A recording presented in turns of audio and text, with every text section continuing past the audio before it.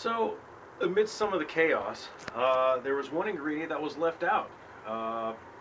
My gravity was a little bit lower than what I was expecting, and the reason for that is because I didn't add one key ingredient. That is molasses.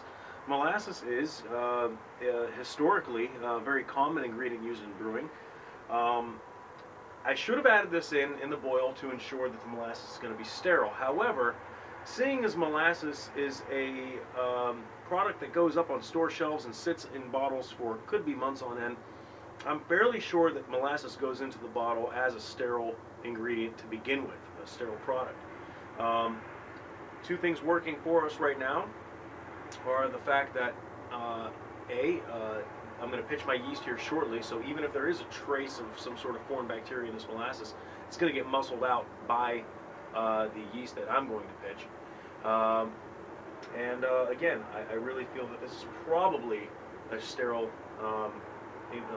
product when it's sitting in the bottle, much like when you buy maple syrup. That stuff is hot going into the bottle. So I'm going to go ahead and dump about half of this bottle in here. I'm going to have to whirlpool again. I went ahead and heated this over the stovetop in kind of like a double boil, if you would. I boiled up some water and dropped the bottle into the boiling water to kind of loosen things up a bit, because molasses is pretty thick, hence the term slow as molasses. I have about half a bottle in there. We'll go ahead and, oh man, that just adds a brown sugary kind of aroma to that. I'm really excited about that.